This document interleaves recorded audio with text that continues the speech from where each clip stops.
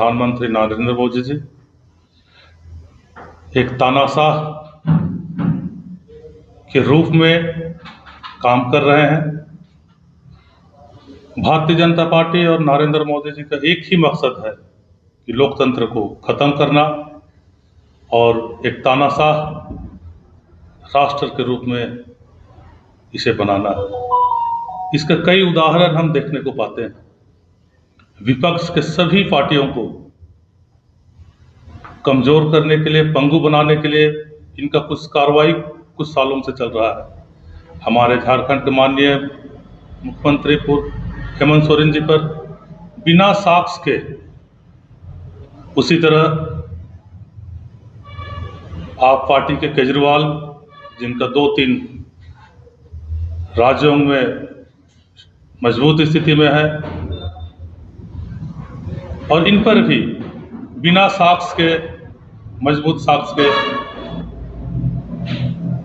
गिरफ्तार करना मुख्यमंत्री होते हुए, और गिरफ्तारी के बाद रिमांड लेना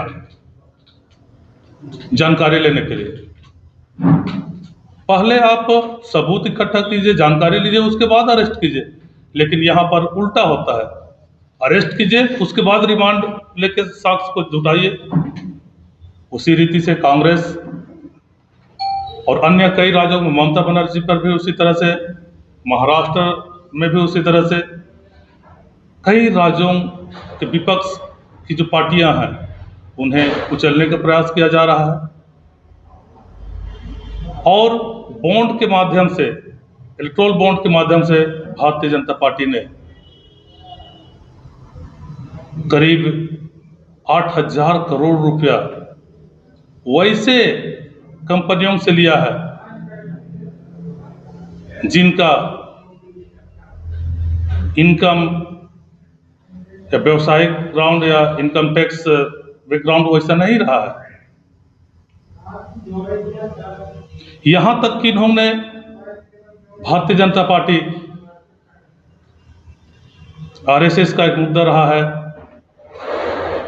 कई राज्यों में गौवंश हत्या निषेध कानून लाकर गौ हत्या को रोकने का बात किया जाता है। ये संविधान में दर्ज है, हम भी इसका समर्थन करते हैं। हिंदू बहुल देश है, उनका सम्मान किया जाना चाहिए, लेकिन हम लोग सम्मान भी करते हैं। लेकिन इन्होंने वैसे कंपनी जो गौ मीट का व्यापार करता है उनसे भी इन्होंने चंदा लिया है। ये दो तरफा, एक तरफ आप कानून बना के रोकने का काम करते हैं और दूसरी तरफ लाइसेंस दे के आप गौवंश का व्यापार करा रहे हैं और उनसे मोटा रकम ले रहे हैं। आप करोड़ों में उनसे चंदा लिया जा रहा है इलेक्ट्रोल बॉन्ड के माध्यम से। ईडी का छापा कराया जा रहा है, सीबीआई का छापा कराया जा रहा है, फिर धमका के वैसे कंपनियों से बॉन्ड के माध्यम से वसूली किया जा रहा है। ये चंदा नहीं है, ये रिश्वत है। ये रंगदारी है। उसी रीति से हम जानते हैं कई ऐसे कंपनियां हैं, ये तो इलेक्ट्रोल बॉन्ड के माध्यम से आया है, और कई कंपनियों से बिना अवैध तरीके से भी चंदा लिया होगा। बड़ी बड़ी कंपनियां जिनको ये सरकार की संपत्ति को औने पौने दाम में बेचा है, उन कंपनियों से भी हजारों करोड़ लिया होगा। कमेटी के निर्देश पर इस देश के हर जिला में प्रेस कॉन्फ्रेंस हो रहा है। जिस तरह वर्तमान प्रधानमंत्री नरेंद्र मोदी जी इस देश के गृह मंत्री का दादागिरी चल रहा है, असंवैधानिक तौर तरीका से राजपाट चल रहा है। भारतीय जनता पार्टी के लोग, नरेंद्र मोदी, गृह मंत्री अमित शाह, विशेषकर कांग्रेस पार्टी को टारगेट लेकर चल रहा है। आज हमारा पार्टी का, कांग्रेस पार्टी का अकाउंट जिसको फ्रीज कर दिया है, रोक लगा दिया है। 7 साल पहले केस हुआ था, तो भाई उस समय कोई कार्रवाई नहीं हुआ। ठीक लोकसभा पहुंची में अभी सब कर रहा है। इन लोग का मतलब क्या है? लोकतंत्र में विपक्ष को खत्म कर देना, विपक्ष को खत्म कर देना। और इन लोग मने कांग्रेस पार्टी को ही टारगेट लेके चल रहे हैं, लेकिन लोग जान रहा है, समझ रहा है इन लोग को। और आप लोग को बता देना चाहता हूँ, जैसे चंदा आता है ना, पार्टी को चंदा आता है, स्टेट बैंक के थ्रू मार्फत चंदा जाएगा, और चंदा जो आएगा कांग्रेस पार्टी को चाहे विपक्ष को, जो चंदा देने वालों पर सीबीआई ईडी का धमकी दिया जाता है। आप उनको जो चंदा देता है, समझे ना, उनको जो चंदा देता है उन लोग पर कोई कार्रवाई नहीं होता है। ये लोकतांत्रिक ढंग से लोगों को परेशान करने का काम हो रहा है, पार्टी को बर्बाद करने का काम हो रहा है। मैं आप लोगों से आग्रह करता हूं, निवेदन करता हूं कि ये सब बातों को आपके माध्यम से जनता तक पहुंचना चाहिए। यही मेरा आग्रह है।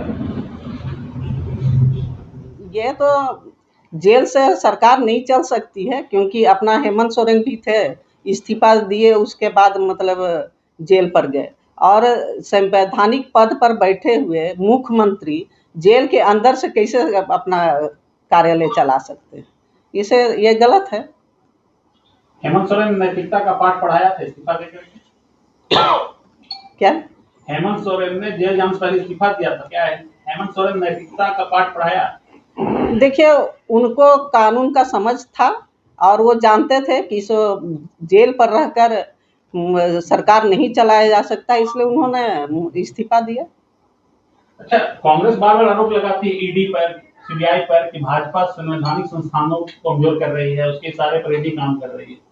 इस पर क्या प्रतिक्रिया? सरकार रहे, चाहे भाजपा सरकार रहे या कांग्रेस का सरकार रहे, ईडी स्वतंत्र संस्था है और वो अपने ढंग से काम करते ही रहती है। जब कांग्रेस की सरकार थी तब भी ईडी काम करती थी, उस समय भी अनेक नेताओं पर इस तरह का ईडी का कार्रवाई हुआ था। ये तो पीछे हम लोग को देखना है। क्या भाजपा शासित राज्यों के सीएम थोड़ा क्लियर हैं, कभी उन पर कोई कार्रवाई नहीं हुई अब तक? भाजपा शासित राज्य के सीएम के बारे में? हाँ, सिर्फ गैर भाजपाई राज्यों में कार्रवाई हो रही है, ऐसा आरोप है कांग्रेस का। देखिए, ये तो वक्त की बात है, हो सकता है अगर भाजपा का अगर सीएम गलत होगा तो उस पर भी कार्रवाई होगी, और अभी तक अगर नहीं हुआ तो ये आप निश्चित जानिए कि वो भ्रष्टाचार से मुक्त है। अच्छी पार्टी को लगातार मतलब भाजपा टारगेट कर रही है, उसमें उन्होंने केजरीवाल का बात बोले, हेमंत सोरेन का बात बोले, लेकिन आप लोग को सभी को पता है कि केजरीवाल का जो केस है शराब घोटाले का, ये देश में 2 साल पहले से ही चल रहा था, और उसका हमेशा मतलब ईडी उस पर काम कर रही थी। उसके 2-3 जो मंत्री हैं, वो संजय सिंह हो या सिसोदिया हैं, ये सभी कोई जेल में अंदर पहले ही से थे, और उसके बाद इनको कितने बार सम्मान मिलने के बाद भी ये नहीं गए। तो ईडी के पास जब तक पूरा सबूत नहीं रहता है तो वो किसी भी काम पर अपना हाथ नहीं डालता है। उसके पास पूरा सबूत होने के बाद ही वो न्यायालय के शरण में जाता है या किसी को गिरफ्तार करता है। आप अभी तक देख रहे हैं कि सिसोदिया हैं या मतलब उनका संजय सिंह है, इनका न्यायालय में अभी तक बेल नहीं मिल पाया। तो बेल तभी मिलता है जब उसके फेवर में किसी तरह का गवाही या एविडेंस नहीं मिलता है, लेकिन उन लोग के पास में पुख्ता एविडेंस है। उसी तरह यहाँ पर झारखंड में भी हेमंत सोरेन के साथ हुआ कि अभी उनको भी 10-10 सम्मान के बाद ही उनको गिरफ्तार किया गया, लेकिन गिरफ्तारी के बाद ईडी के पास निश्चित रूप से कोई ना कोई सबूत उनके लिए पुख्ता होगा, जो अभी तक उनके लिए बेल नहीं मिला। लेकिन ये सब सारा चीज न्यायिक प्रक्रिया में है। ये ईडी का मामला है, इसलिए हम लोग उस पर बहुत जबरदस्ती कोई तरह का आरोप या इस तरह नहीं लगाते हैं। लेकिन जो चैनल के माध्यम से है या पेपर के माध्यम से हम लोग देखते हैं कि भाजपा को हमेशा ये बोलना कि भाजपा की सरकार ही इस तरह से करवा रही है, ये गलत है। और देश में इस तरह का जो प्रोपोगंडा चल रहा है उसका हम लोग विरोध करते हैं। केजरीवाल अभी तक